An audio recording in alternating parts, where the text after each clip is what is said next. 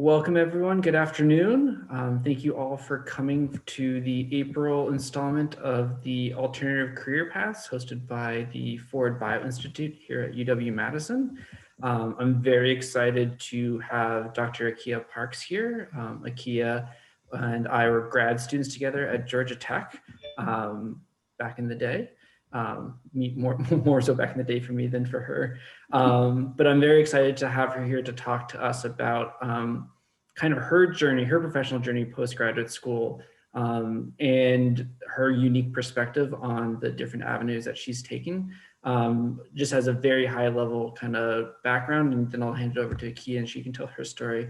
But Dr. Parks, she's currently a senior copywriter and clinical research lead at closerlook, which is a digital marketing agency for biopharma, and she's currently located in Chicago.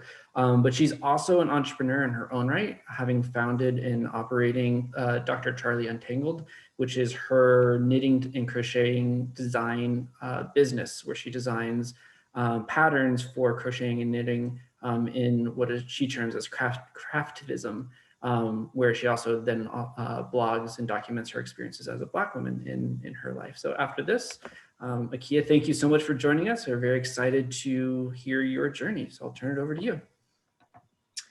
Thanks, Phil, for inviting me. I'm so excited to be here.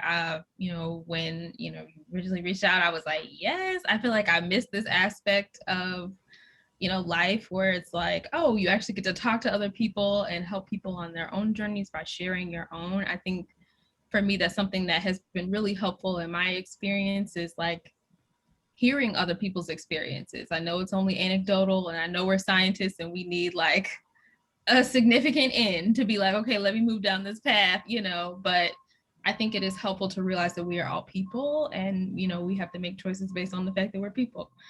So I have this real generic title for my presentation today, but even though it's super cliche, it's the thing that kept coming to mind when I was thinking of how to tell my story, particularly about life after a PhD.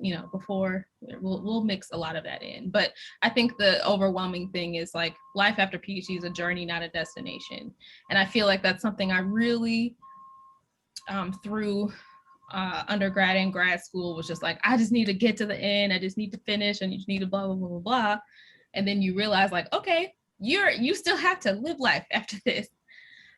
So as Phil said, my name is Akia Parks. I grew up on the south side of Chicago, and I always loved science. My dad was an engineer for a bit, and he really like instilled in me the value of understanding math and science and the application of that.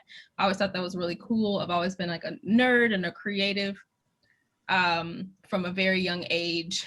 I like crafts, and I like fun pretty things, and I like cartoons. Like I can pretty much quote all of SpongeBob, like season 1 through 3. Like I can do all of that, so I just have loved mixing art and science.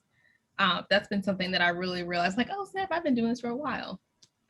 So I went to the University of Missouri for undergrad, and I majored in biological engineering with a medical emphasis. This is like before they had a bio-E program. This is like the OG, like where most bioengineers were like ag engineers. And that's where our classes were. We're in the ag engineer building. Like everybody was a farmer, like Monsanto, like sponsored everything.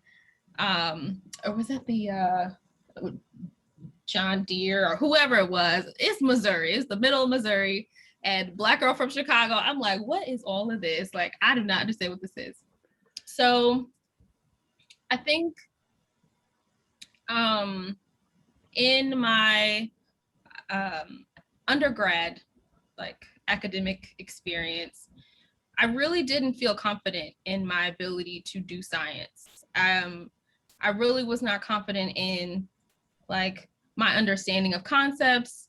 I felt like classes were just about getting the answer. And I was like, I just want to learn, but it was so quick. I think the turnover was just too much for me to actually feel like I learned concepts and solidified them. I'm a very applications kind of person for things to solidify with me. So things that are conceptual, I feel like are a waste of time. I know that's not the truth, but like that's how I feel in terms of learning. So I always felt really very disconnected from my education in undergrad. And I really struggled with that, coupled with the fact that like as a bioengineer with a medical emphasis, the University of Missouri, love Mizzou down, but the University of Missouri did absolutely nothing to offer career paths for biomedical engineers, like literally nothing. I was like, oh my gosh, I'm gonna come out here with this degree and no one wants to hire me. They had career fairs that I went to often, and they had like maybe 2 or 3 companies every time that was like, oh yeah, we look for these people, you know, with biomedical engineering kind of undergrad, whatever. And then you get there and they'd be like, oh, actually, we don't take, yeah, we're actually not looking for that. Like, so I thought that there were no jobs for biomedical engineers. I'm like, what is this? So I think at this point in my life, was important to understand the power of who you know. That is always going to be important for you. The power of making connections with people and leaning on those connections. So I had a undergraduate research peer mentor. Her name was Katara Wilder. And she actually went on to work in Dr. Platt's lab at Georgia Tech. And I was looking for internships, you know, summer research experiences. I'm like, I don't know what to do. I don't know what to do with my life. OMG. And she's like, girl, come down here and join this lab for the summer. It's gonna be awesome. I'm like, I don't know. Like, I don't think I know science that good. Like, we'll see. So then I go, you know, go down in Atlanta, you know, it's a whole other world in Atlanta, and whole other world of science at Georgia Tech. Like it really opened my eyes to what there was available. Again, I still felt really insecure, but like that summer was really my kind of trial by fire of like, can I do this? And, you know, Dr. Platt and I talk about this all the time, where, you know, I had that moment at the end of the summer after doing a lot of research where I was like, oh my gosh, like I just explained my project and I was like, oh my gosh, I did all of this. This is a thing I did. Like, okay, maybe I can do this. So I think that was the first time I had actually really been excited about my major, things I was doing, the application in the future. I'm like, oh, I could be a professor. That's super cool. You know, I can teach students. I can, you know, interact, have a lab. You know, Manu's lab is a very unique experience where, you know, he encourages you to be yourself. He teaches you how to present and how to be a scientist to the world and not just in the lab, which I think is a really, really spoke to my application soul. So, you know, I went to grad school and I told Manu, I was like, I only want to go here if I work for you. So that's just kind of how this works. Like, this is where I feel safe. You know, the reality is like being a Black woman in STEM is not always the easiest. Again, feeling very insecure, not seeing a ton of people that look like me, being stereotyped as like the dumb one in the group. All of those things kind of compounded. So if I was going to go to grad school, which is like the hardest thing you could do, is like get a terminal degree of biomedical engineering from Georgia Tech and Emory, it was going to be in a place where I felt affirmed and felt like I could thrive. And so I every time I talk to Manu, I'm like, thank you for setting up this experience in this environment for me and people who look like me, because it is so important. So, you know, as I'm sure y'all know, grad school is an experience all on its own with its ups and downs. And, you know, life happens. So I'll move on to my next slide that I called, who knows what they really want to do anyway? No one really knows that, right? Because as I matriculated through, a number of things happened at the same time. I realized, like, even though I really enjoy interacting with students and teaching and learning, I realized I didn't want to be a professor. I saw what Manu did and I'm like, I don't know that this is for me. Love you down, but pas pour moi, not my cup of tea. So, around fourth year, I'm like, okay, well, what does that mean? What am I going to do? I have no idea. Like, but again, I'm just trying to finish. I'm just trying to get this degree. I'm like, I just need to make it out of here. Things, I just needed to get it done. And that struggle was enough to kind of thwart off the, like, what am I going to do after these, thoughts? But life happens. So in my fourth year, again, from Chicago, down in Atlanta, I see my family every so often, being grad school is making beans. It's not easy to just be flying back and forth to Chicago. So didn't see my family often. And I had learned that my dad, who was like 44 at the time, he had a heart attack. And that freaked me out. I'm like, I'm already, here by myself and, struggling with like being away from my family. Like, I can't deal with the concept that my dad is having a heart attack. He's healthy. He was fit. He was playing basketball and then had a whole heart attack. And I'm like, okay, science, like make this make sense because I don't get this. Like, he's healthy. He eats, well, he ate okay. He had a 6-pack. I'm like, I feel like that qualifies for like not having, anyway, but we know through other, methods of cardiovascular issues that's not necessarily, that don't stop you, especially when you are, when you have, like issues, as particularly as a Black community, you're more susceptible to certain things like that. These are the things that I'm learning. And then Thanksgiving of that same year, my dad then had a hemorrhagic stroke.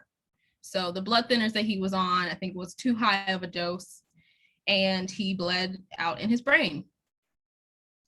And he survived, but it was the hardest day of my life. Like, defending was hard, but that was the hardest day of my life.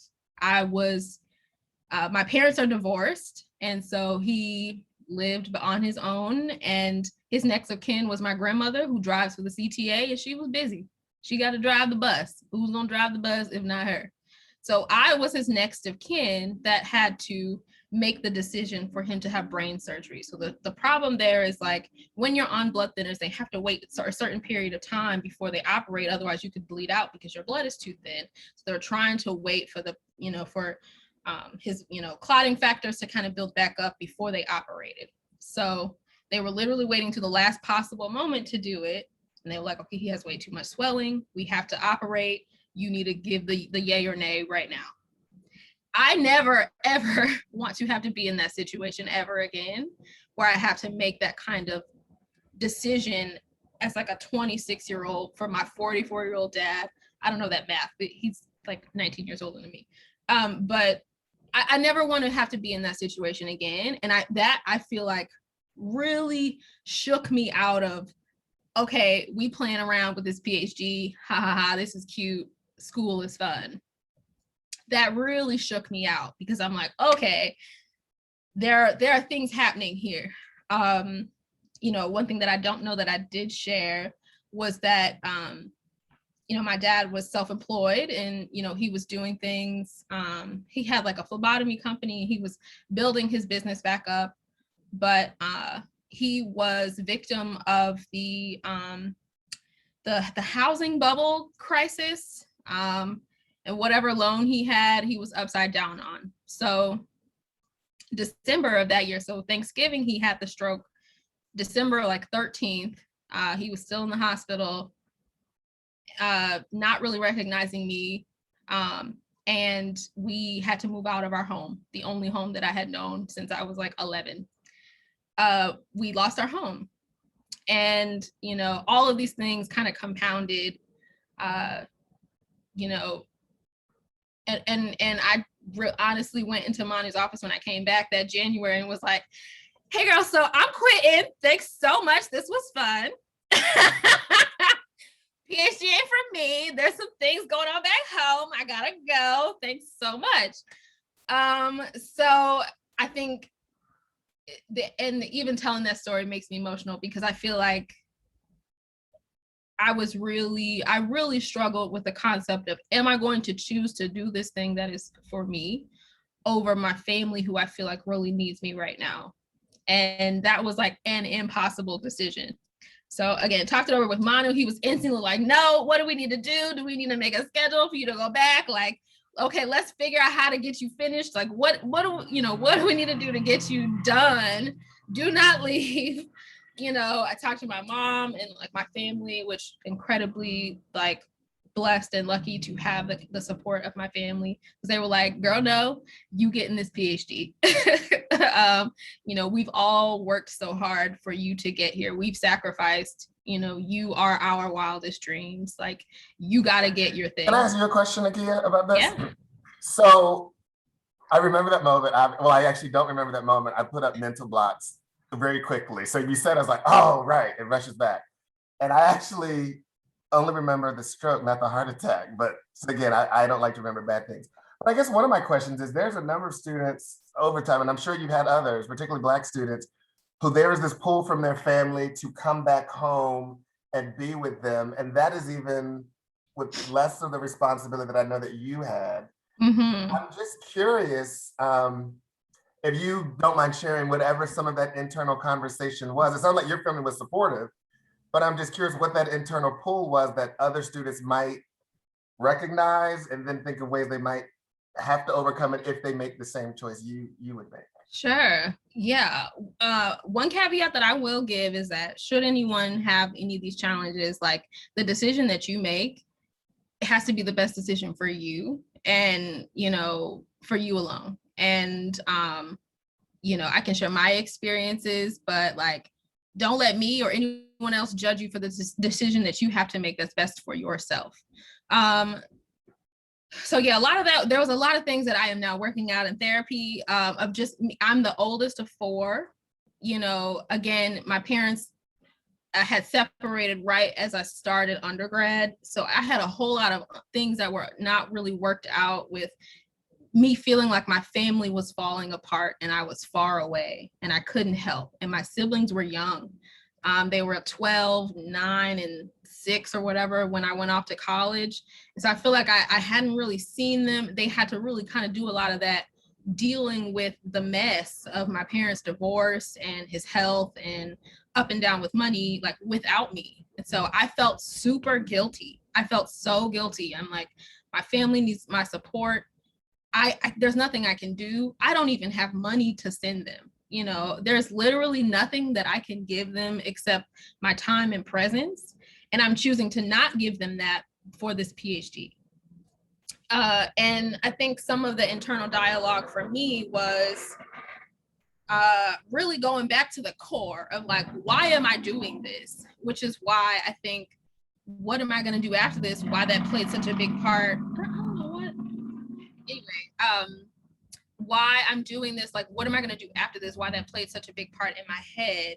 And even though I didn't really have an answer at that moment of what I'm going to do next, why I'm doing this was a mixture of so many things. Again, like you said, Manu, was the support of my family. I'll talk about this in a bit, but my maternal grandparents, who are now passed, they called my mom Charlie.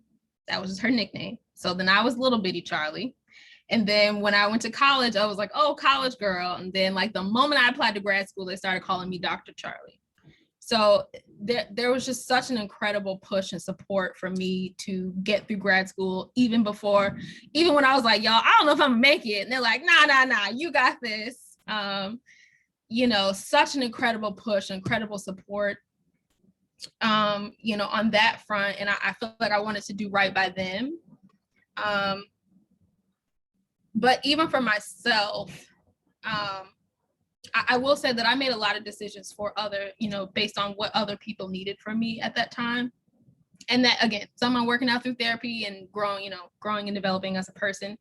But even for myself, even at that time, it was something that I wanted, because again, I had always, like I was saying, I had always felt like, I don't know if I can do this. I don't feel smart enough. I don't feel good enough. Like, there's a lot of that internal dialogue of like, this is what I need to do to prove to myself that I can do it, that I can finish something that's this difficult, that I can reach the terminal point of this degree that in my head, I feel like a fraud for doing. Like I feel this imposter syndrome, like this is gonna be like the proof to myself that I am like worthy, you know, that I can do it. Now, as flawed as that thinking may be, that's really what I wanted to do. I really wanted to prove to myself that I could do something for me, that I could sacrifice all of this time and energy and get something at the end of it, you know, like grad school is very intangible. And so I wanted something like some kind of finality to say, I completed this thing. This is a thing I did for me. This is a thing that no one can ever take from me, you know, for me, for my family, for Black women everywhere, like now and through history, you know, I want to do something that makes me proud of myself. So again, there's a lot of flawed thinking there, but that's where I was, and that's what I needed at that time, you know, was to feel like I can do this and I can do something that makes me feel worthy. But that's a great question, Manu, because it really gets me to my next slide, which is this dichotomy that I face of like trying to make myself feel worthy, but at the same time working to decouple my self-worth with my work.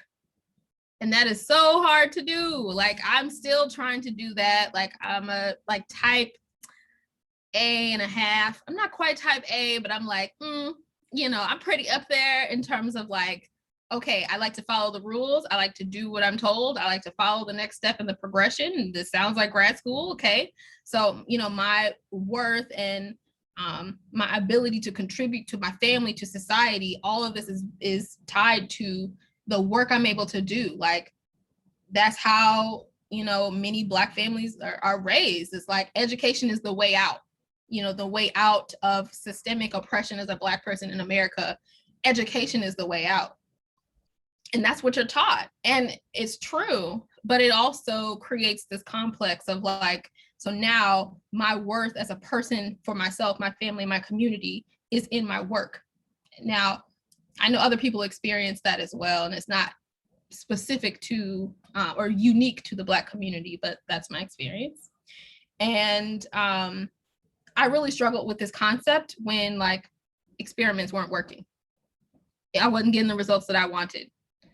And I'm like, what am I doing? Like, okay, I'm like, all right, Lord, like what do I need to do to get this collagen to degrade in a way that makes it so that I could graduate? I really just like, Lord, I just need you to get these zymes together. Like, I just need this data point to like get to like, I just need this one thing, Lord, like just get me out of here. So, you know, and I felt like a failure, and I'm like, duh, like, and we all know the frustration of trying something over and over and over again and not really getting what you want. And it was an exercise in that Manu teaches all the time of like, tell the story that you want to tell, but like tell what the data is talking about. Like, don't try to mold it to what you want it to be. What is the data saying? And so, that took a while for me to get that lesson. I was just like, no, it has to say this thing. This is my hypothesis. Like, you know. So I think this is, you know, this is something that I wanted to put on a slide to really kind of share, because I feel like it's a common thread that, you know, in my experience, many grad students and postdocs or whatever struggle with, for a number of different reasons. But this is something that I'm learning, you know, now through therapy and just time and distance, that my work does not define who I am as a person. It's a big part, but it is not, it is a big part of my experience, but it does not define who Akia is as a person. It does not give me my worth as a human being. You know, I deserve happiness and love and rest and the pursuit of all of these things, regardless of what my work is. And that took a long time to even wrap my brain around. So in the discussion of like, you know, finishing my PhD, deciding to finish my PhD, trying to move on to like, okay, well, what's next? I think then, you know, I kind of moved into this phase of like, okay, gotta try new things, because again, love Manu down, but all he could do was prepare me for being him. You know, that's where his skill set was I can show you how to get to where I am, which is so key and critical and necessary and important. But should you not want to do that, you know, where the majority of people actually do not go into academia after finishing a PhD, then what? Like, how do you prepare yourself for things that are not just this academic cycle? So there were seminars and there were some things that were helpful, and Manu put me in touch with some postdocs just in case. And I think even like some connections at Georgia Tech helped me to like reach out to Takeda and some other companies for some initial foot in the door kind of convos. But none of that panned out. And I was just like, okay, you know, I made it to the end. My committee was like, okay, yeah, girl, you can defend. This is cute. Yes, like these slides. This is wonderful. And then I'm like, okay, so great. Oh, yes, I feel like I made it. Okay, so now what? You know, what do I do now? I literally don't know. You know, I had decided not to do academia, but like, we're not really trained to know what to do next. That's not academia. So this is the point where I want to plug this book that I think really has helped me. It's called Next Gen PhD, A Guide to Career Paths in Science. And it really struck me. I haven't read it cover to cover, but there's some things in here that really struck me about just talking about career options outside of academia, like within and outside, like the fact that your skills are translatable. You know how to manage a project with many different deadlines. You know how to create structure where there is none. You know how to, you know, plan out certain things. Like there are a number of different translatable skills that you have that are applicable in many different fields and industries. And it also talked, you know, there's a whole section on that literally is called, "But I have no skills and other myths." Like it's a great, even if you just take, you know, the like Black saying is like eat the meat, spit out the bones. You know, pick the pieces that you want, that make sense to you, that you need in this moment, and use those to just open your mind to like what to search in LinkedIn. Like that is where I struggle. I'm like, I don't even know where to start. Once I defended, again, for many of the reasons that I previously discussed, I rushed on home. And Manu felt a way about that. You know, we talked and we worked that out. We haven't worked it out since. But yeah. I'm human too. I'm only human too. He's human too, and he's allowed to have his feelings. His feelings are valid, and so are mine. So I was like, all right, this was fun. Gotta go. I don't know what I'm doing, but I'm going to Chicago. Bye, y'all. It's been fun. I've been in the South for like 9 years. I've been called all kinds of N-words and blah, blah, blah, blah, blah. I want to go back to my family where, you know, the racism is a little more subtle. So I went back home and just started searching for jobs. And that's kind of how I ended up where I am now as a copywriter. So one thing that I do encourage you to do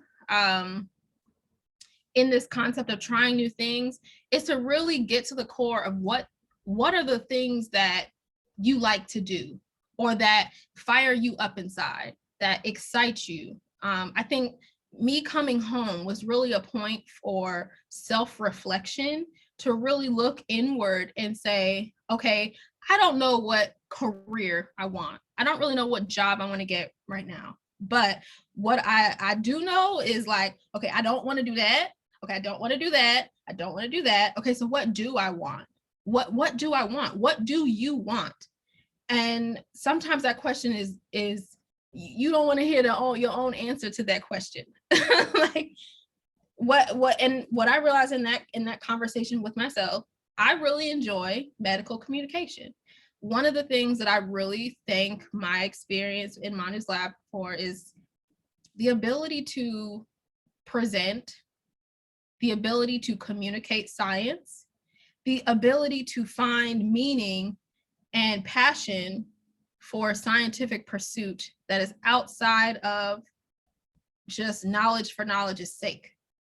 You know, Manu does a lot of work with, you know, studying sickle cell disease, studying, you know, breast cancer, and a number of different conditions that are really debilitating and that impact people that look like me.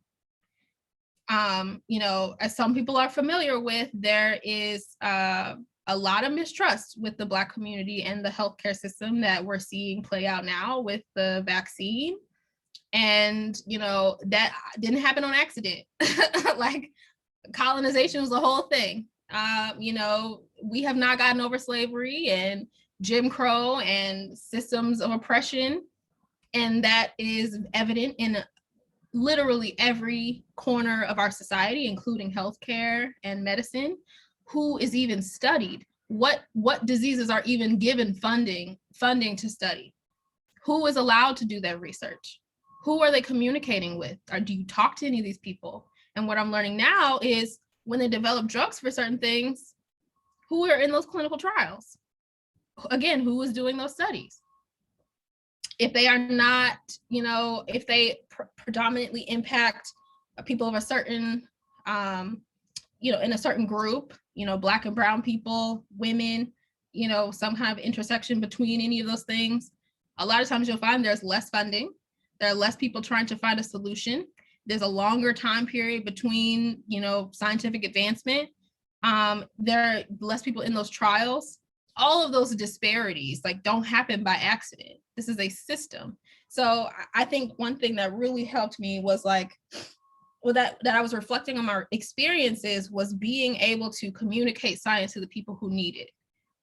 Being able to be a voice for science for my community, just my friends, you know, the people that I work with in my circle. Like, there's so many conversations I've had now about like, please take the vaccine. It's gonna be okay. Like, all of them parties you went to in college where you was drinking something out of a tub and you have no idea what was in that. I don't want to hear nothing about what's in this vaccine. Nothing. So, but again, that is your choice. You know, I just want people to make informed choices that are the best for them based on the information that they can get, and not just based on myth and hoteps and Facebook and whatever else. Informed decisions are key. So I like medical communication. I like communicating science. I like advocacy, particularly for my community. And at the same time, I was learning that I really enjoyed this concept called craftivism. So in July of my last year as a grad student, me and a friend went to the Museum of Design, like MODA, whatever the acronym is, in Atlanta. And they had an exhibit on craftivism. Now, I think the concept, you know, I kind of knew about it, but like it didn't really solidify as a full, like this is a real thing until I saw it as an art exhibit. So craftivism is the idea of using craft to spread a message. They had, you know, tapestries in there that talked about, you know, environmental injustice, and there were blankets that people had knit and crochet to, you know, run along the border, because this was like in protest of like Trump's border wall, you know, basically saying like, we're here for you, we stand with you, like this is the only thing that's going to, you know, stand between us is like this offering of, you know, coziness, wrapping you in something warm, you know, this is what we want to have on this border and not a wall. Like there were, you know, cross stitching of like, you know, I'm a Latinx queer woman and this is who I'm going to be and blah, blah, blah. And it was so moving and so powerful.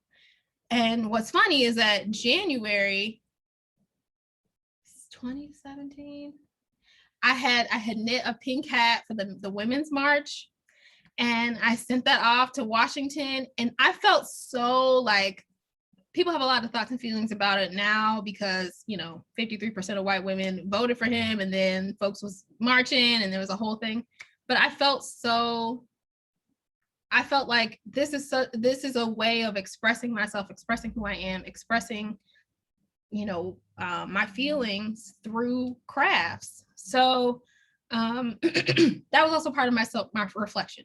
Anyway, we're going to fast forward to the part where I get a job as a clinical research associate at a pharmaceutical marketing agency.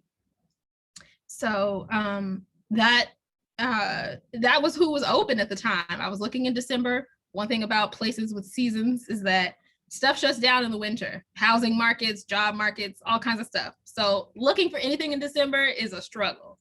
So that's what was available at the time. It was a cool experience. My direct supervisor, she was also a PhD, so she understood, okay, I can work with you.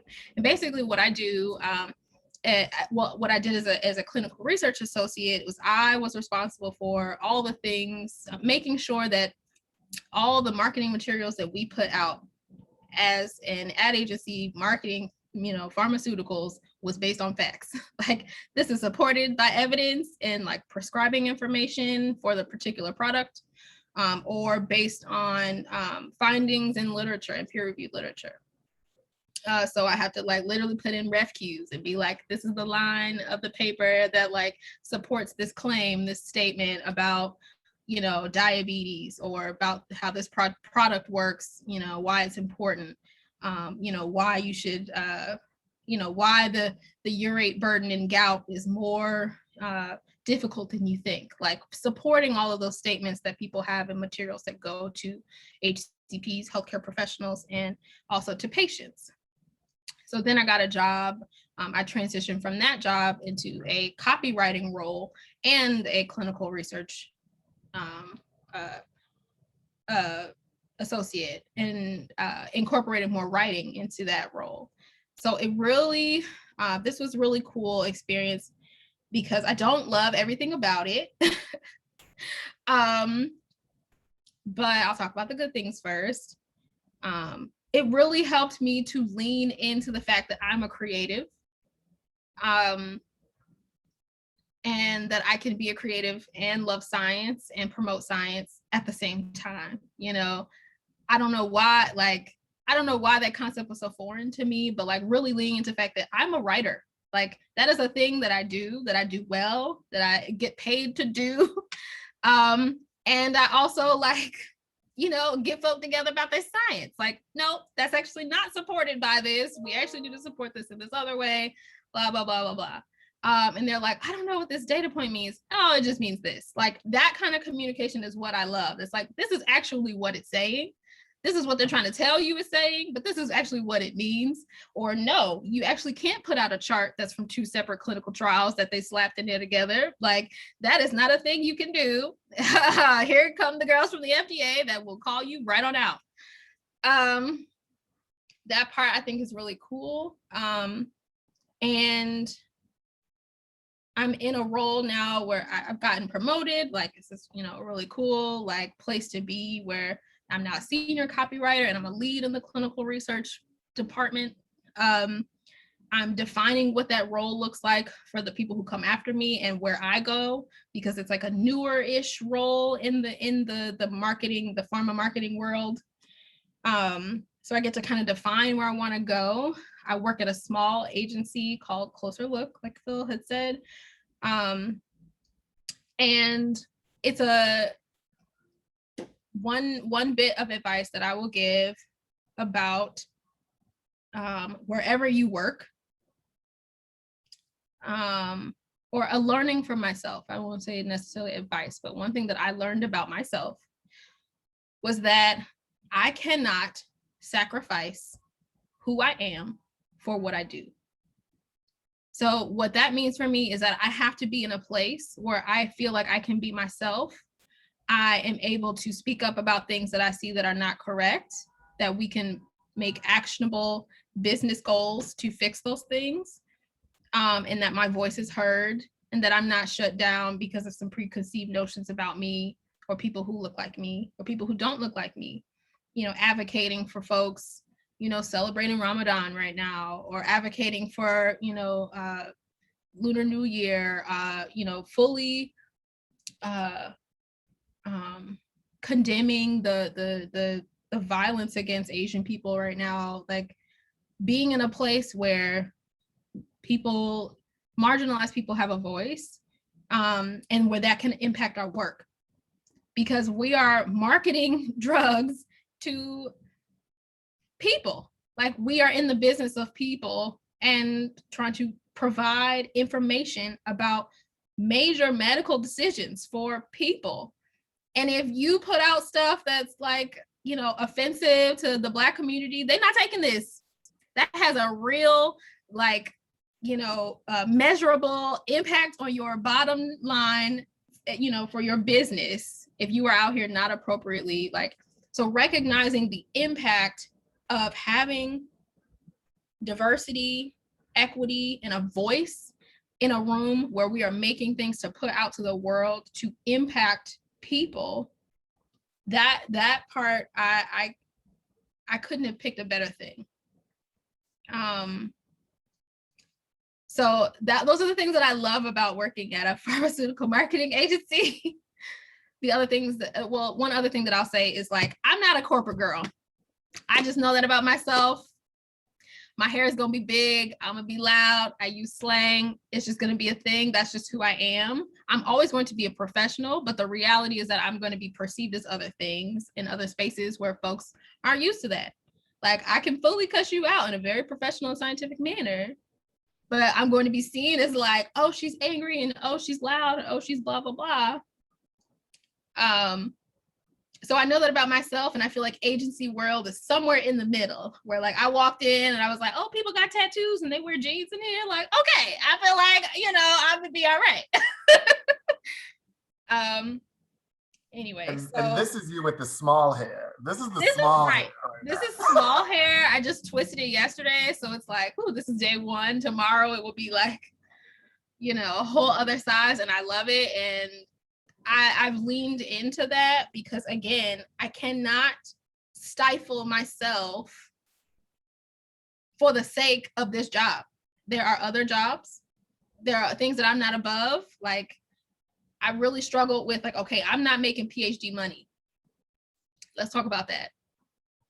Because that was a big hindrance for me. Like, this is not quite where I thought I would be coming out of grad school with a PhD. I need to be starting in the 120s, and I wouldn't at all. And then I was just like, well, it's more than a postdoc, so, like, I guess this is technically like a come up. I don't know. But really, there's a lot of things to grapple with, and I think this kind of gets me to my next point, which is, like, the joys and challenges of lifelong learning. Because of the choices that I have made, there are things that I'm overqualified for, and things that I'm capable of doing, but there are specific skill sets that I don't have, that I have to be prepared to investigate and to pursue if I find a specific job or career path that I want to really, you know, dive into. And so for so long, I was like, I'm done. Like, I told mine, I'm ready to retire. Like, I'm not about to learn something else. Like, girl, what? No, thank you. Like, y'all don't see this PhD behind my name. I don't need anything else. I can do the job. Thanks so much. But recognizing that, like, everyone's like, oh yeah, I'm a lifelong learner. And, like, that's cool for the stuff that you like to do. But realizing that industries change, times change, you know, you need other skill sets. Like, the PhD teaches you how to get the thing done that you need to do. It gives you the skill sets to be able to succeed wherever you go, but it is not the end all be all that qualifies you for every job. And that is a really difficult thing for me to, like, accept, because I'm just like, I don't want to do any more stuff. Like, I just want to retire and be on a beach somewhere for the rest of my life. Like, who finish that PhD? Thanks, y'all. Like, peace out. But I think that's why it's important to find something you like to do. Find something you're willing to do the extra energy, you know, put in the extra energy to learn. So this is a big lesson that I think I'm still learning and that I'm getting like slowly moving into. That's like, okay, this is the reality. You know, this is where you are. So the other thing that I've meant to spend more time on, but that I will mention is that part of that kind of craftivism exploration, in addition to working at a marketing agency, one of the good things that I learned is like how to apply some of those things to a business that I started for myself called Dr. Charlie Untangled. That was, paying respect to my grandparents, who again have been calling me Dr. Charlie since before I even thought I could get a PhD. And what I like to say about my business is that it's the journey of me untangling my life, like all the aspects of my life, and expressing my love for science and craft and art and Black people and women and intersectionality and advocacy, all of those things, like through my art. And so that's one of the things that I do enjoy lifelong learning on, and I'm just gonna nerd out for a little bit. So this is just a screenshot of my Ravelry page, which just shows like all the patterns that I have out right now. And to just talk about a couple of them. So this top right, let me see if I can get a laser going in our last few moments. So this top right, I think this was kind of the pattern that like launched me a little bit on Instagram. So I've called it the BLM Bogolan scarf. And so it includes like, obviously Black Lives Matter imagery. I designed this in the midst of the height of the protests last year. And I think it really helped me to express a lot of what I was feeling when in a time where I was like, these deadlines is deadlining. I gotta do what I gotta do, but I'm still a person. I still have to express how I feel, how angry and sad and tired and just enraged that I am, recognizing that in a way that, I could express and, make a pattern for. And it also includes like a Bogolan motif on the other side that also just like pays respect to, my African heritage. That's something that I feel like we're so disconnected from as African Americans, and that we're not really allowed to be a part of because we're like not a part of this, but we're not really fully a part of that. We're not really fully African, but we'll never really fully be American. Like, so paying respect to kind of how I was feeling in that moment, but showing love, my love for Black people all over the world. We are one, here we go. So I really enjoyed writing this pattern. After that, just a couple highlights. My Crown and Glory hat, that's more recent, that I developed in partnership with another Black woman who makes jewelry. So she had earrings that kind of look like this, and I designed a hat that was similar. And I made like, the pom-pom of the hat is just like a pom-pom of a hat, but I made a pom-pom that is meant to look like Black hair. And it's just, it made me feel seen in a way that I can't really explain, of having some way in my craft to like, to honor Black women and whoever decides to have hair, like, love it. And so my most recent pattern is the free speech and headlight cowl that I designed in partnership with a yarn shop in Boston led by a Black woman. The yarn shop is called Lady Di Yarns, and she does little yarn clubs each month. And this particular club was honoring, for Women's History Month, and was honoring Ida B. Wells. So like Ida B. Wells is like, she's my shero. She is a writer. She was a writer, an activist, probably the first person to start talking about intersectionality. She had this huge like anti-lynching campaign and went all over the country talking and writing about it. And she co-owned a newspaper in Memphis called The Free Speech and Headlight, where she launched this campaign, this anti-lynching campaign, and they ran her out of town for it. And she was like, okay, bye. And she stayed in Chicago. She was out of town at the time. So she, went on to settle here in Chicago. helped us elect a first Black alderman. And a lot of that was through empowering Black women to vote. You know, she did a whole bunch of other things, really like a huge part of the women's suffrage movement. She helped found the NAACP. And I was like reading about all of this at the time. They just like renamed a street after her here. And so when Diane's team reached out to me and was like, hey, do you want to design something for Ida B. Wells? I was like, Lord, okay, all right, I see you, all right. Literally was reading about her and was learning about her and felt so connected to her, like as a writer and as an activist. And I was like, yes, I will design something for that. So I designed the cowl that is like newsprint that is, you know, being illuminated by a light, you know, through the darkness. And that was so special to me.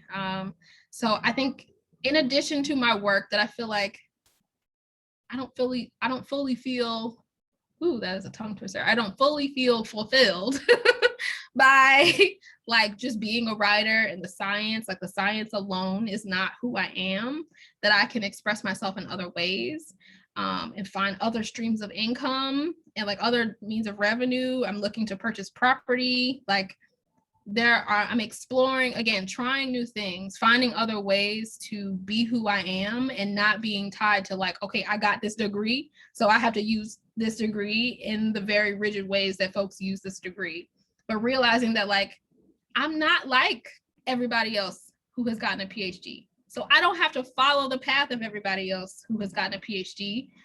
And yes, I have to forge this like trail or whatever, but it means that I get to define, you know, what this PhD can do for me and to use it as a, you know, like a springboard as opposed to a burden. So, I'll pause there because I know we're at 1 o'clock. I definitely want to make sure there's time if folks have questions. Yeah. Oh, and my contact stuff is on here in case you want to check out my website or find me on LinkedIn or send me an email. I have a question. This is amazing. This is amazing, Akia. So thank you for sharing all of these things. What would you say to yourself when you were just starting grad school? Because being through where you were and your ups and downs, and now I think you've got to the place you appreciate what you've got, but you couldn't have seen that started. So how do we convey that to a new grad student that all the things in your message, besides having you come and speak to them, all the things in your message and the back and forth, the knocked around, the life happening, but hey, this doesn't have to look like this for you. Like, how do we convey that? If we should convey it. I mean, I don't know, I'm just curious, what would you say to a first year whose family members ain't all PhDs, they don't have it all laid out? What do you say? That's a great question. I think a couple things. I think everybody has to work with the information that they have at the time and make the best decisions that they can given the information they have at the time. And the reason why I say that is like my first question would, or what I would encourage a first year to do is to really start from the beginning, being very intentional and being very introspective.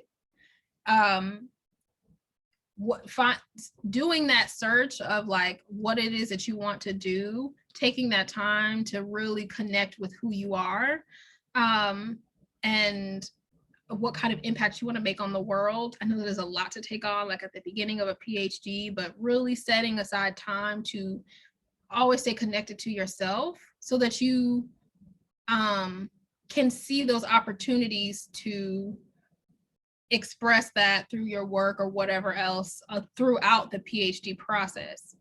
And the other question I would ask is like, why are you getting a PhD? And I know that is a loaded question, but it has to be more than like, I don't even know what answers are now. Like, you know, oh, I want to be a professor.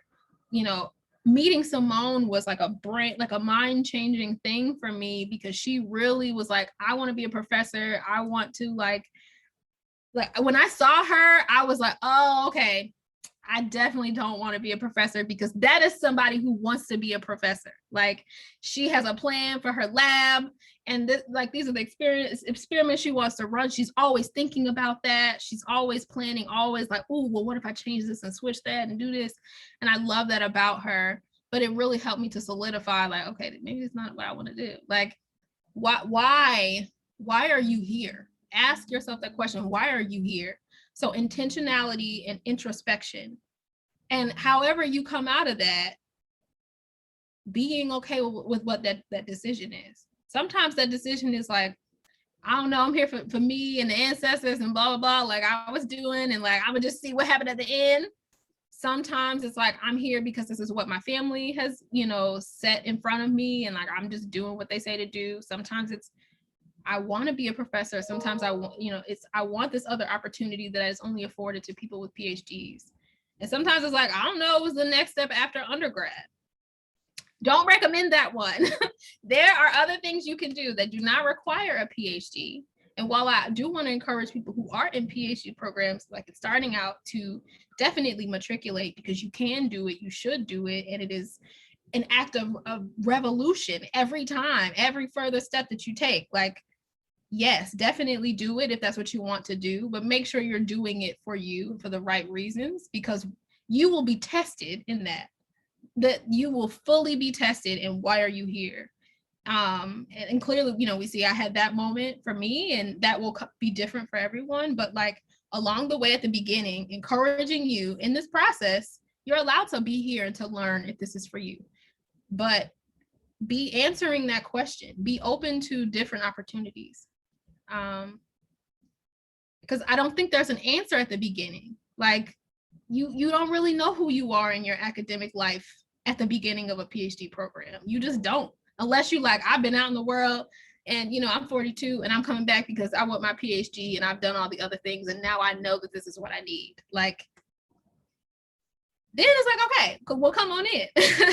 So yeah, I think that's what I would say to my young self. So I'm going to just jump in real quick.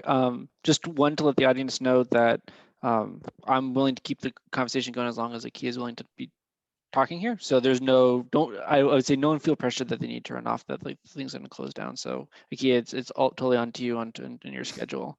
I'm just going to take moderator privilege and maybe expand on Mana's question a little bit. And when you talked about try something new, a lot of what I heard in your story was this confidence and this courage to do something that someone else didn't want or expect from you. So either it's from yourself, a lot of people enter graduate school with this preconceived notion of who they're going to be or what they're going to do, and that will change over the 4 to 6 years that they're there.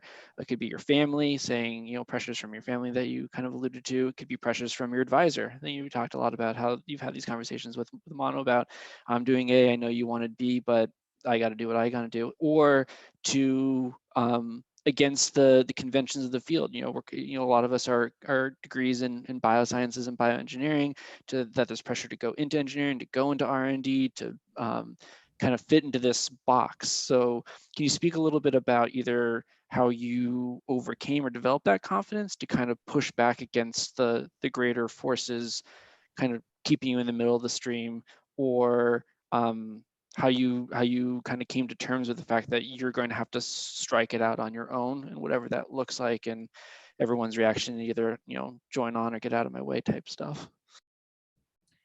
Yeah, that's hard. I will, like, that was not easy or fun.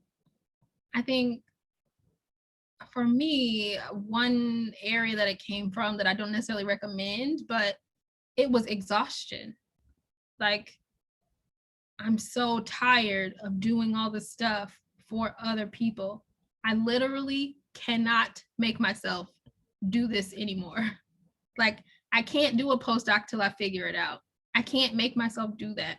I literally don't have any more energy for other people. That was so hard for me because, again, I'm a type A, I'm the oldest of 4. I'm like, I'm a people pleaser. Like, I want to follow the rules. Like, that is who I am to my core, I feel like, or how I was raised. respecting your elders, respecting the people who come before you, all those things. So this is what they're saying is like the right way to go, but having to do the next best step for myself. And I pushed myself to a point of exhaustion where I literally couldn't make another decision for someone else. Again, don't recommend that. But I think a lot of it comes with communication too. And, communication that could have been better for me, like communicating with Manu, communicating with my parents, communicating with my partner at the time. Like, what is it that I really, so much frustration that I feel like I felt was just like me trying to make this work, and it's baby steps too. It's not like one day I woke up and was like, I shall be a craftivist and denounce my science and like whatever. Like there, I didn't wake up one day and feel that way. But I think it's a lot of, like I said, it's what is the best next step? What is the thing that feels the most right for me? And in all of my personality tests, like the Myers-Briggs or whatever, like I'm the feeling one, I'm not the thinking one. And like literally everyone else I took that test with was like one version of like, I, operate by only data points. And I very much am like, this has to feel right for me. So I leaned a lot into that. It's a lot of courage and it's a lot of like, this might fail, but the alternative, like there's no alternative for me. Like, I don't exactly know what it is, but I know what it ain't. It's not this. So I have to turn in some other direction, see if that goes good for a little bit. Ooh, that's not it. Okay, let's go somewhere else. And like, it's baby steps, making the next best step for yourself, communicating that with the people that you work with and that you love along the way, and being open to things that present themselves to you. Being willing to learn and to hear other things, which is why like volunteering and, working out or whatever other extracurricular things that you do. There was like a pottery painting thing at Georgia Tech that was like, oh, this is cool. Like, again, and that's just the craft world, but like there's so much other things that you can do that pull you out of, okay, this is what's going on in my world on my bench top right now, that again light you up inside. Like with all of these like shooting of like Black people and all, in the past however long, and that becoming more of a national conversation, like realizing that I can't put that away for this work, because it doesn't, like if I go outside on my way to work and never make it, they're gonna find somebody else to do this job when I'm gone. Like how I want to make it meaningful for me to be a person. And again, going back to that, decoupling all of my self-worth with my work, making sure I'm not sacrificing like my life. People look down on folks who decide to get married or have babies or whatever in grad school or postdoc, and even in a career as a woman, because again, agency life is not quite 9 to 5. It's like 8:30 to 6:30, depending on the day, depending on the deadline. So obviously that does not make for certain life choices to be easy, but you, at the end of the day, you're making this money and putting in all this time to have a life. Like, anyway, that was a lot of words, but I think that remembering that you are a person first and making the next best step for you as a person, I think is, it's easier said than done. And I feel like there's a lot of like high level, like platitudes or whatever, but if we want to talk about more specific like choices, like we can, but I don't know, that's what I would say to someone.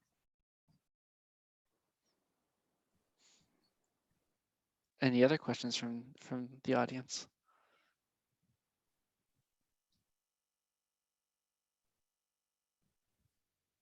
because I have another one. I have more questions. I know, I have one too. I'm trying to let these people, the young people here who, who itching, say something. Don't be shy, young people.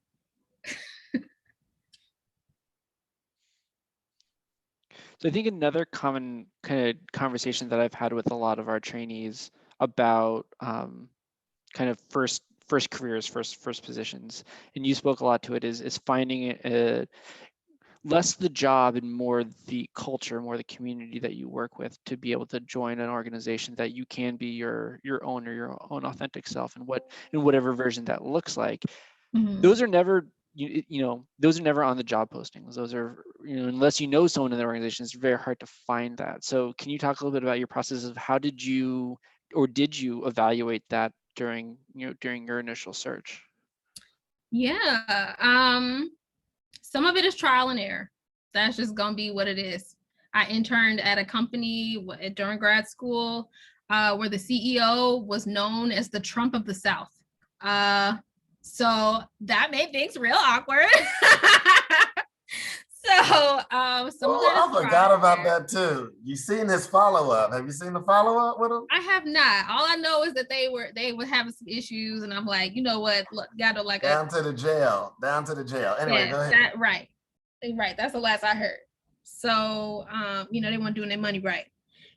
But all of that stuff flows from the same. I feel like all that stuff flows from the same river. Anyway, we can get into a whole conversation about that. But some of it is trial and error. And what I have learned is that some of it is in the interviewing process, in what the company puts out. So for example, my company, closerlook, we have a statement about diversity, equity, and inclusion on our website.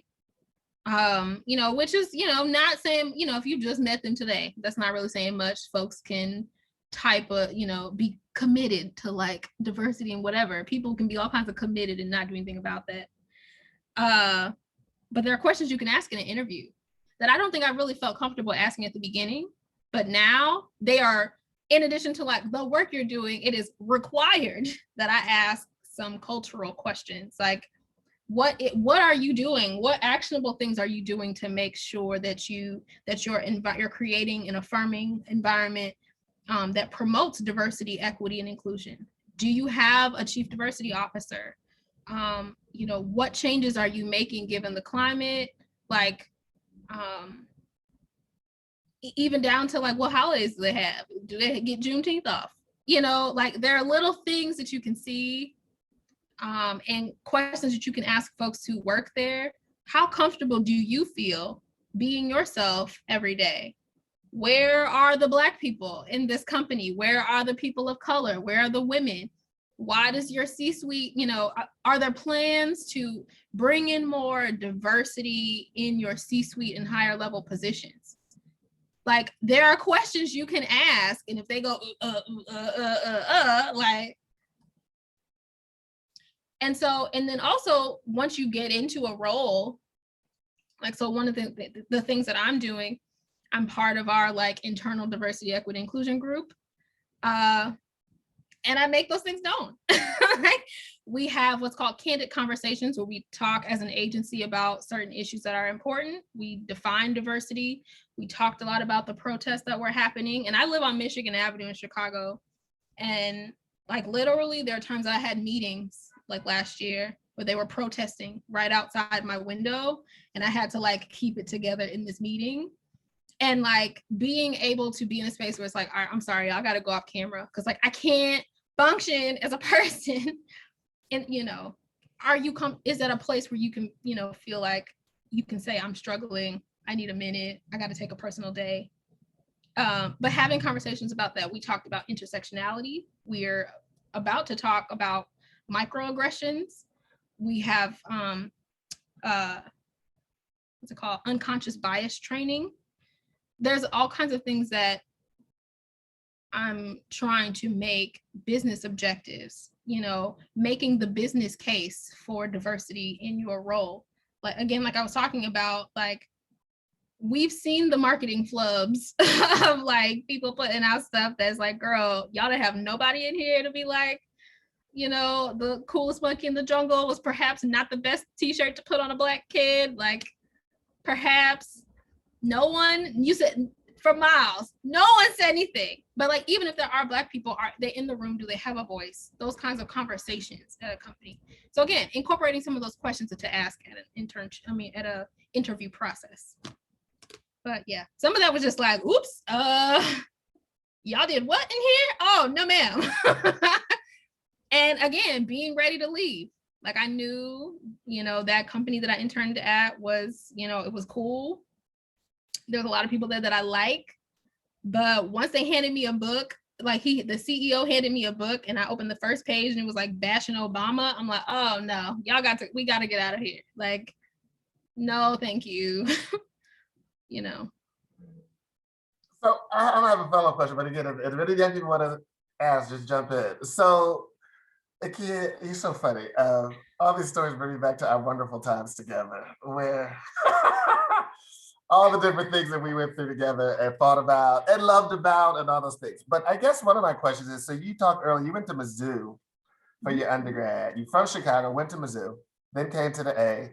And I remember, I think you remember this too, you know, you and another student have both went to Mizzou. And there was that time when all of that racial unrest had happened because they was pulling stunts, tricks, and racist tricks again. And I remember I brought you two in the office. I was like, hey, did any of these things happen while you were on campus?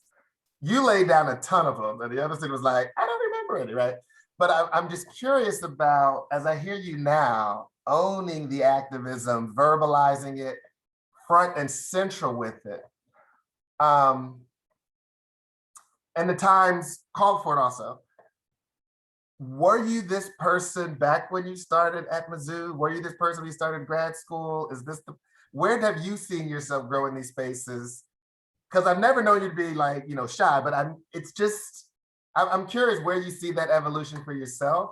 And I think about it again in this way of, if you were to talk to a young Black girl starting grad school, finishing undergrad, did you make choices to not show it on your skin as much then as you? I'm just curious what that evolution looks like and how you would, I'm not going to say guide another person, but yeah. And these are different times too, so. Yeah, I think that definitely is a big part of it. These are definitely different times. And I also have to acknowledge the fact that there's a privilege that I have being light-skinned. Like, there are things that I have not had to deal with in my life that allowed me to like have a shield and like some of, you know, systemic oppression and things like that, and the lies of whiteness and white supremacy that I have, because I was never forced to make a decision. I was never forced to do this or that. Some of that is because I'm light skinned. I've always been assumed to be pretty, assumed to be like smart in certain spaces. And it wasn't until like I left my small pond that I realized like, oh, okay, this is what the real world is like. All right. So at Mizzou, I think that was kind of my real first test. Like, so elementary school, I went to school with literally all kinds of people. It was a magnet school. It was like a lottery system. It was very, very diverse. So from a young age, I had a real strong concept of like, okay, there are people who are not like me, who don't, you know, look like me or whatever, but we can still be friends. We can still advocate for one another. I still see your humanity. And I feel like the first time that I really saw that change was undergrad, where I was like, these people really live a whole different life. They don't know anything about us. Like, we're required to know whiteness in a way that white people are not required to know about us, or they or is appropriated in a way where people don't even recognize it because they don't know nothing else Black. So they just assume you came up with it yesterday. Like the white lady who came out with bonnets and was like, girl, like, hello. Even when wearing bonnets, it's the dawn of time. Anyway, but so I think that it was an evolution from really being exposed, you know, going to PWIs, like predominantly white institutions, and like understanding that people are people and still being able to love people, but still expect better from people because I want to live. Like again, it's part of that evolution of like, I'm not going to necessarily just try to do all these things to fit in. Like, I'm not going to any more frat parties. Like, I can't do any more natty light. That's not going to be a thing for me. Like, you know, I love y'all. Wait, I don't know what that is. What is that? Because there were some faces it's a made. terrible beer. Don't even worry about it. You progressed right on out of that phase, so don't even worry about it. But, you know, things experience, you know, so finding the courage to be a little bit more vocal, to learn. There was a lot of learning that I still need to do, but that I had to do even about my own people, because we're not taught about Black culture. We're not taught about Black history. We're not taught about, you know, the systemic oppression in everyday systems. We're not even taught about that. You don't even know why, like, people are thought to be more smart. The closer you are to whiteness, you're thought to be more smart and more this and more that. Like, you don't even realize why. And so some of that was like me not feeling worthy. A lot of that having to do with my Blackness and not feeling close enough. A lot of that coincided with me going natural. I was like, literally my hair was falling out in undergrad. And I'm like, I don't know what to do. Like, I can't be Black and have all this hair. Like, that's too much. I don't want to be seen in that way. It, like, some of that I was kind of thrust into. It just kind of happens. Again, when she did the chop when she was an undergrad researcher in Atlanta that summer that she talked about. That's when she did the chop. Those were interesting times. Okay. But I felt comfortable. I'm like, I'm in Atlanta with my people. Like, I can have natural hair. But yeah, that was hard. But I think, it was being like, you realize that the veil is removed. You realize, like, oh, okay, y'all mean business down here. So some of the things. Well, here's my question, because this happened. You're talking about Simone. So this happened with Simone, where yes, PWI for undergrad, and it was like kind of okay there. Like, both of you all able to deal with it, and then something about grad school just exposed all this stuff that I just found so interesting. I didn't know that for you also. And but I think this is actually going to lead kind of into my question that I had. So speaking on the whole thought of privilege, as you know, I'm like pulling up some SWE data from 2016, 17% of tenured engineering professors are women. And then of that, less than 0.5% are Black women. So at any point in time throughout your like graduate career, did you feel a type of like guilt of not wanting to become a professor because of the lack of diversity in academia? And if you did, how did you have, like, I guess, the intuition to just like do what was best for you? But then also, like, what do you think we could still do for the ones that are not in academia anymore? That's such a great, that really brought out a key piece that I feel like I forgot. We just not here. But we should be, but I don't want to be, but we should be. Oh, Lord. So, and we got the privilege to be here. So, yeah. Absolutely. Absolutely is a privilege. You know, it was a privilege to be at Georgia Tech, to be given the opportunity. Like, you know, looking back, I'm like, damn, I went to Georgia Tech. Like, and I just rolled right into that thing. Like, I don't know, I guess we're going to Georgia Tech now. Is that a good school? I don't know. Like, I'm going to see Katera and Manu. Like, there are certain things now that I'm like, damn, okay, that was, wow. You know, realizing the impact after the fact. But that's a very good point that you bring up. I think a lot of the work that, you know, particularly Simone and I were involved in was creating a safe space for Black and Brown people at Georgia Tech, particularly in BME. And what had happened was, like, being in the Black lab, because that's kind of how Manu is known. FYI, I'm in Randolph Ashton's lab here, and he's the only Black BME professor. That's my buddy. So yeah, he told me how to vote early. He told me how to vote early. I feel you. Everyone's just like, so being a professor. Right, exactly. and that was partly why, because Manu was very, very persuasive. So he's like, see all these things you can have, see all these things that I do that are like appealing to you as a Black person, but like in the academic space, and like, I'm a professor and I'm up here with the Bob Nerums of the world, and like we kikiing and we're friends, and like this is you could have this, you know, and there's not that many, you know, we need more of you. And so I'm like, okay, like, you know, the sailor to the siren song, like, okay, I'll do it. And then, you know, you get up there and you like, oh, this what y'all in here doing? Oh no. Oh, that's cute. But right, exactly. So I think there's some key moves that I made that kind of helped appease that a little bit. So Simone and I co-founded BEAM, Biomedical Engineering Association or something. I don't know. She named it. She's she's Alliance. Alliance. There we go. Yes, the Alliance. Come on with the words. We co-founded that, and it basically was just an opportunity to connect. So what had happened was all the Black women in the department, minus like maybe 1 or 2, were all in Manu's lab. So there would be times where a new Black girl would come in, would be struggling in some other white space, would go see Manu, and he would come traipsing through the lab with this new, like, sad Black girl. And we'd be like, come on in, Black girl, like, let's create community. So some of that came out of necessity. And then eventually we were like, why is there no community for Black and brown people at Georgia Tech and BME? Why is that not a thing? So we made it a thing. Simone had the connections with the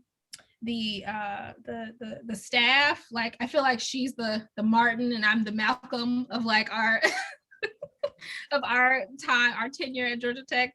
She had the connections and she was like, yes, this is how we can make ourselves an actual org. These are the things that we can do. And I'm like, yes, these are the way that things need to change. You know, like it was like a coordinated effort with so many women of color, you know, in our lab and in other labs that were like, yeah, this is a problem. I struggle with these things. Like, let's talk about them together so that we can make this a departmental issue. You know, that's the power of community. And I think us coming against, you know, those issues that we were having, thinking that we were experiencing them alone in a silo, and then talking to each other and being like, you had the same problem? Oh, wow. Like, it made us realize we needed a voice and we had to create a voice. So that was really empowering for me. I know that was really empowering for Simone, and really kind of, again, springboarded her into the like, yes, pro-Black, like, we're making a way and making a space. It opened our eyes to how few that there were. And it really solidified for Simone. She was like, yes, this is what I want, because I got the science and I got the skill. Like, y'all not gonna be able to tell me nothing, because I'm educated in more ways than one, and I can get here and I know who to talk to. And for me, it was like, okay, I can use my voice to make a space for more people like Simone. You know, more people who want to come through and just take over the whole damn thing and be like, yes, thanks so much. I'll take that award and this award. And thank you so much. I will be here. I will be back. You know, being able to make a space for those people, I think helped me feel better about leaving. I think that was which is why I was so involved. I had that personality anyway, where I'm like, girl, come here, let's talk. Like, that's kind of who I am as a person anyway. So I was doing a lot of that anyway. But being able to leave that legacy of something that's still happening at Georgia Tech, like, I really felt like, okay, maybe there's a way, you know, there's a way to make a space, to make this a thing. Yeah, Simone does snatch trophies. She does snatch trophies. I asked because I feel like it always goes back to like of, I don't know, academia not really nurturing those like interpersonal skills. And I guess especially when you think about faculty and the women faculty and then Black women and how we have that different outlook, that's where I have the difficulty of like, dang, the traditional way of teaching, I don't really see that, but I definitely see where those soft skill sets could definitely be valued in these type of spaces. So I don't know. I think it's such a good point. And it also brings us to another thing that I think is really key. The value in being a people person. I think like that's so important. Being able to make those connections. Like having appreciation for, you know, being able to meet people where they are. Like, I love tub thumping and I also love Cardi B. And like, I can do, you know, those things together. You know, we can talk about like, oh, you know, Panic at the Disco, and we can talk about other things. Like, being able to see people's humanity, create conversations there, that is a lot of work. It's a lot of emotional investment to be like, okay, let me see you as a person. Let me help you see me as a person so that we can, kind of meet each other's communities halfway. Like, that's a lot of work, but I think it's the responsibility of all involved parties to do that work, Right. Black, white, or otherwise, so that you can create a community where there's collaboration. Like, but I don't think that's unique to even race. There's so much of the science, like the idea of collaborating, that is new, like, and that was kind of looked down upon in terms of a BME, but like, as a BME, you had to collaborate because it's the application of all these other types of engineering into a biomedical kind of context.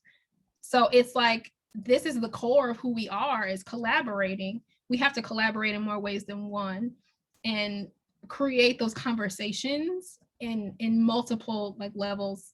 So there's a skill set involved there that I think to your point, Brittany, like about that is not really cultivated super well, but that is super important. That I think something Manu has tapped into that like not very many people have. So if that's something that like you are aware of going into it, I feel like you can be like, okay, this is gonna be part of the emotional energy that I have to put out, to do this job.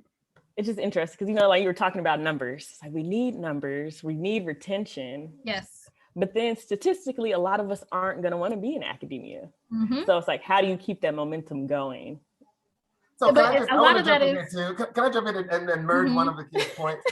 Because Akia went to do pharmaceutical copywriting, and you said you're doing it your own way, right? Right. Merging some craftivism, changing the space, doing this and that. That's how I feel like I'm doing professoring. Mm-hmm. So I think, because I like the lesson of what you're saying, is that the paths aren't laid out. Everybody ain't gonna do it the same way. And just as you went to this space, and you did grad school your way also, right? You know that. I just feel like, and again, not that you all have to be professors. Like I definitely go with Akia and say, make the choice that's best for you. But I do think that I do get concerned when a lot of people say how it looks, how someone else is doing it, and they think that's how I'm gonna have to do it. And I think that's where there's a wide array of how professors profess. And that's where I think that's where my hang up is, because I look at Randy, he's like, well, Brittany, you know Randy, you just got to have some sacrifices. And I'm like, sacrifices? I've been sacrificing since being here. Like, so what he thinks is a sacrifice, you may not think is even a sacrifice. You may be like, please, right? But so it's like everyone has their priority spaces also, right? Like, so Randy, I just asked him to do something recently. He's telling me no, he's having, another kid. He's like, no, I'm not gonna be able to do that. So he's now like, he's pushing back because he's making choices for self when he wants to make the choice. So I think it's just, I love that message of you do your path your way within like, the ways you have to do to keep your job, right? But then, so that's just what I see that I think students look at as oh God, it looks awful. Because I could look at like an industry job I'm like, that looks awful, right? But I just want you all to remember that you all will make choices, as Akia said, at every step along her way. That once she said also very quickly, she said, because if this don't work for me, I can leave after this job. And I remember telling Katera, one of the students who she talked to earlier, I don't know, Katera, I don't know what year it was for her, but I said, Katera, I come in every day like they can fire me. She said, what? I said, of course they can fire me every day. Then I'll be out of this job and have to go do something else if I'm doing these things they don't like. So I like that framework on everything. It's not just on other jobs. This is a job too. And make this job what you want it to do, or deuce it out. And I'm going to jump. That's a great point. I just want to jump on Manu on that path real fast, because I think for a lot of students, they feel that there's I would say maybe the walls between academia and everything else are described to be much more solid than they actually are. And so I fully understand the absolute need that a fraction of a percent of Black female faculty is unacceptable. But Brittany, bring up a good point that it shouldn't be only on the responsibility of people who are in the grad students to fill that gap. There's other ways to fill that too, and you should be free to pursue your dreams and your goals however you want to. But I would say that it is there's always, I guess philosophy is there's always a path back, and the path back may be easier or harder depending on other choices you make, but there's always going to be a path back. And so, and I'm a proof of that. I left academia and I worked very hard to stay away from academia, and now I'm back in academia. And so, in all that to say, especially in the biomedical science, especially in the biosciences, those walls are very, very permeable. And so I would try to become comfortable with the fact that leaving isn't as permanent as it's often described to be, that you can leave and you may even be able to, you can go to industry, maybe even come back and be a professor. You can come back in some other role, but the influence on the others outside of academia, back to academia, those pipelines back to academia are there, and they're less hidden than they're often described when you're in the thick of it in grad school. That's a great point. And I feel like that's something I really want more professors to talk about. Because I remember going to, why am I blanking on the name of that group? That's like, the point of the group was to bring more Black people into professorship. And I'm just blanking on the name right now. GERS? No. GERS. Nope. Nope. I have to think about it. What'd you say, Manu? ARL, Focus, ARLN. Anyway, no, it's Dr. Ruffin, the program Dr. Ruffin leads. But Sloan, yes. I don't know why. Anyway, the whole point of Sloan was to bring more Black and brown people into professorship. And we had a panel with Black professors. And I had asked the question, like, are you willing to look at other metrics other than publishing when you consider bringing in another professor, to try to think through, like, how do you go into something else and come back? Because it's like, the reality is you don't know what's going on in industry because you be here. So like, how can other industry professionals and people who, if you don't work at like Sandia or something that's like a national lab where you're also publishing and kind of also in industry, what does that look like coming back? And they were like, nah, like, you got to publish. And I think there is some truth to that, because that is the metrics, those are the metrics. But like, I think there could be some work done to like clarify what those paths are, to encourage more people to come back, because people aren't retiring, as the roles are slim. So the pickings are slim for everybody, I think, which is another complicating piece. But yeah, I think there's more to talk about in terms of like making those connections, like you said, Phil, to make it clear that those walls are more permeable. Yeah. So just shameless plug, that's what the Institute is about, especially with how you're in my space, I'm going to plug.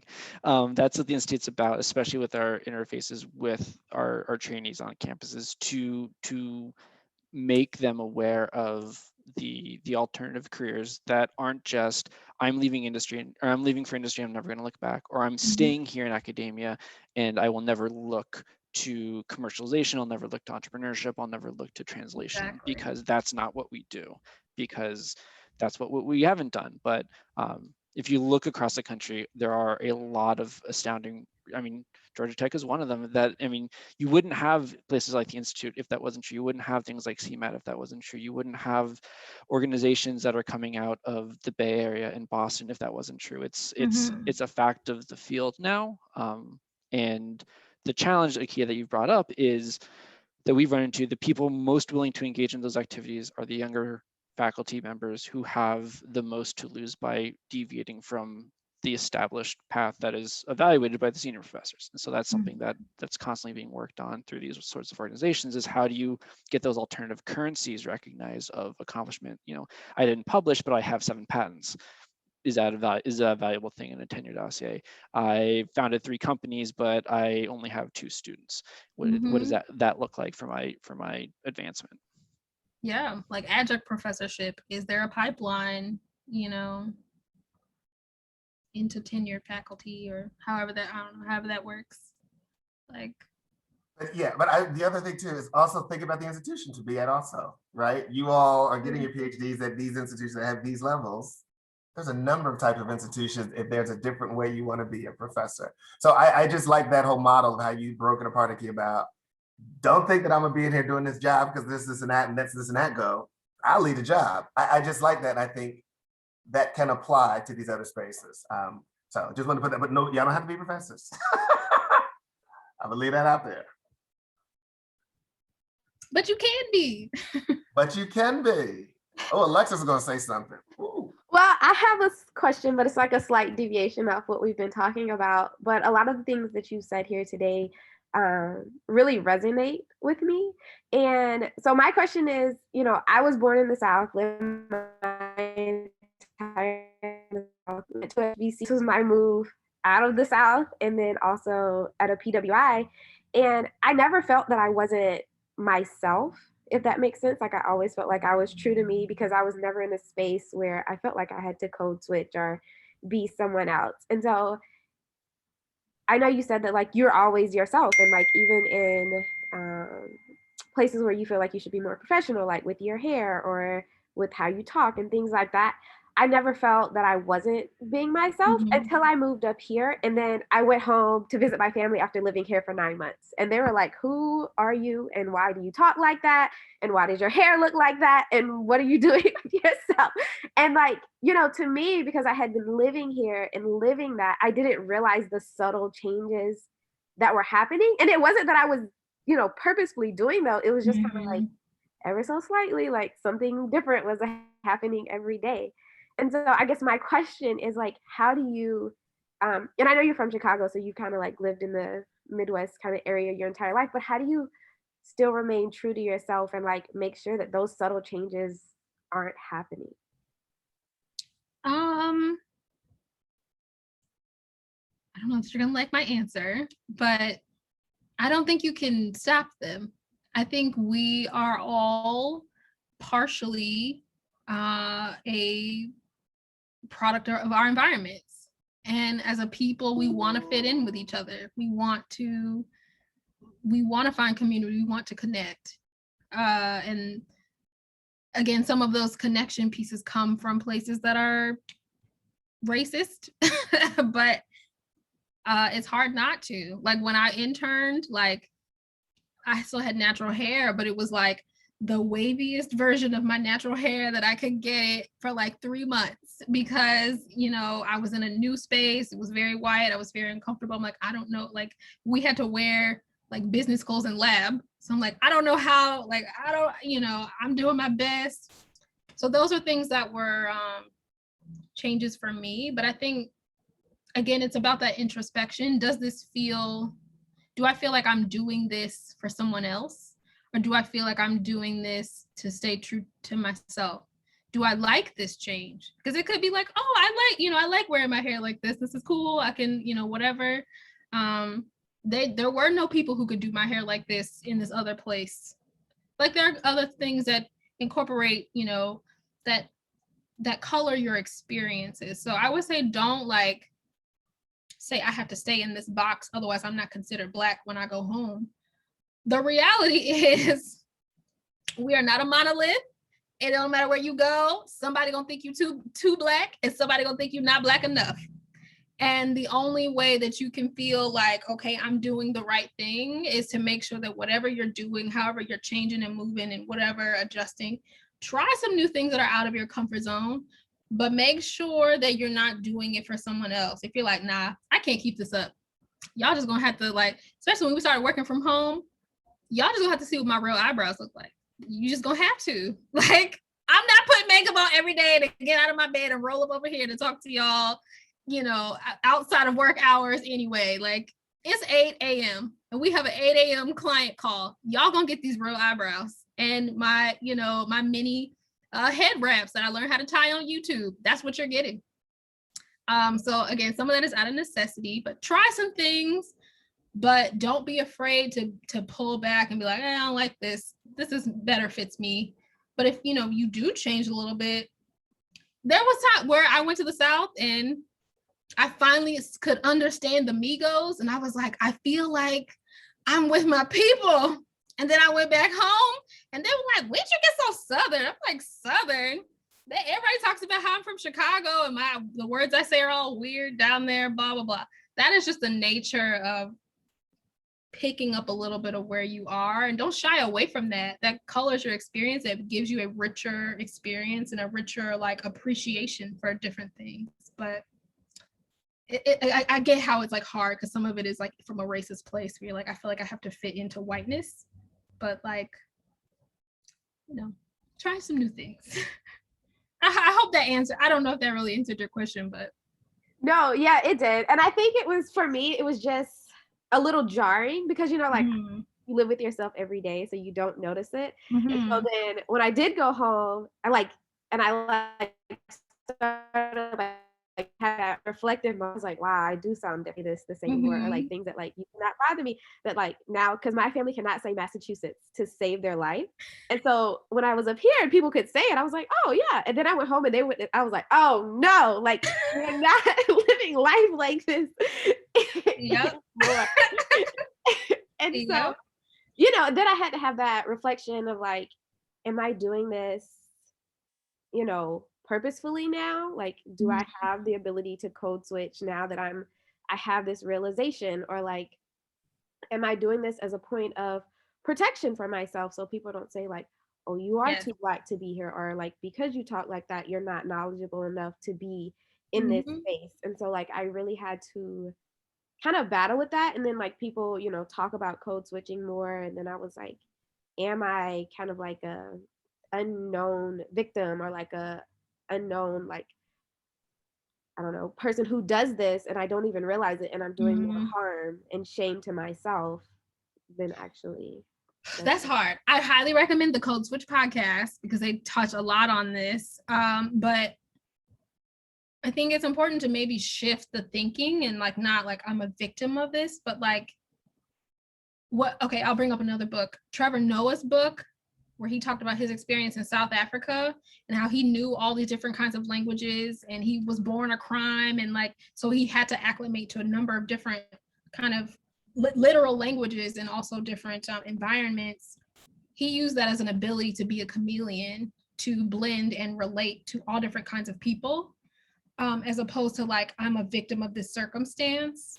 And that is kind of true, but I would say to turn it, to use it as a power and not necessarily as a something that has happened to you, because you can go down there and understand what they're talking about and know what oxtails are and, you know, whatever else is happening.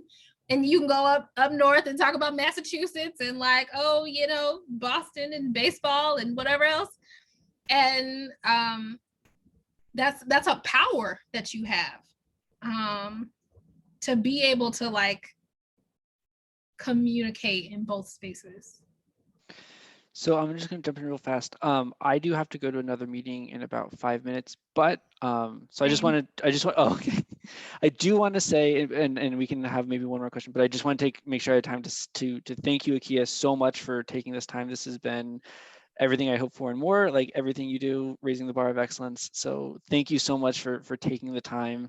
I really appreciate you speaking so honestly about and so personally about your whole journey. I think you provided a tremendous cross-section for our trainees to take from in terms of how they can approach these same type of questions, these same type of challenges, and to see themselves in you and to see you in themselves. And I really just can't express in words how amazing this whole experience was. And for everyone on the call, it is recorded, so we are going to make this available online for anyone else if you came late, so you can catch the beginning of it. But unfortunately, I do have to leave. But I think maybe I have time for one more question, if there is one last question. Okay. Well, I guess I have something, if y'all don't mind. So when you think about where you are now from where you were, and I know originally in the beginning you were talking about, you know, pressure on yourself and self-judgment and things like that. Now that you have a PhD and opportunities are pretty much endless, do you say you have more pressure now to live up to a certain standard or go to a certain destination, or literally after you got your PhD, everything chilled out for you? Oh, a lot of question. I will answer that with as much brevity as I can. So it did not chill out. It absolutely did not. I actually went home back to all of the drama that I was avoiding in Atlanta, and it all blew up. So no, things do not like chill out. Life happens, and that's just the reality. And I think it's an exercise in learning how to, they talk about work-life balance, which is not a thing. It doesn't really exist, but being where you need to be in the moment and communicating and making the changes you need to make given your current circumstances, and being in a place that allows you to do that. So, you know, flex time off is a great thing to talk about. I think, like, getting back to your original part of your question, like a lot of that pressure, again, learning through therapy was or is self-imposed. I feel like I gotta perform. I feel like I gotta, like, oh, okay, she made it. Like, this was okay, cool. She did it. She's doing whatever. And I feel like I'm underperforming because I'm only a copywriter or whatever. And I started a little knitting business, and like, I haven't like made it. I'm not a big shot. I'm not a this, I'm not a that. A lot of that pressure is self-imposed. And I'm working to, like there's no fireworks that go off when you get a PhD. There's no like, welcome to the club. Like there's no like big magical moment that happens. It's like, okay, now you have to go be a person with bills and real life responsibilities. So I don't say that to be discouraging, but I say that to encourage the fact that, like, to not put so much pressure on yourself to have landed that big money making job right at the gate. To not feel like, again, I was started, my starting salary was not where I wanted it to be, and I felt like a failure. And I'm like, why? This is not failing. I have a job that's cool and a good place. Like, that it's an opportunity to move up and be promoted. Anyway, but yeah, a lot of that is self-imposed. So I would just say to look inward and to like really assess who is putting that pressure on you. Is it just for like clout on Instagram to be like, I got my PhD and look what I've done with it? Because a lot of that's kind of where it comes from, being able to say to your family, your mama, your cousins or whatever, this is what I'm doing. But like, there's not that pressure in real life. I mean, there is some of it. Your bills have to be paid, but it's not as intense as I feel like some of our own internal pressure is actually, falsely adding. Thank you. I just want to say thank y'all so much. It's so good to see some familiar faces and to, meet some new ones, and happy to discuss any of these things further or talk about your own personal situations. And like I said, email me, akia.parks@gmail. I'm on LinkedIn. Phil knows how to get in contact with me. But I totally missed this part of like communing with other people and helping folks. So hit me up. I'm around. Great to see you, Akia. Thank you so much, Akia. I really appreciate all your time. And thanks everyone for joining. Thanks, Phil. Thank you guys. This was great. Bye. Bye, y'all.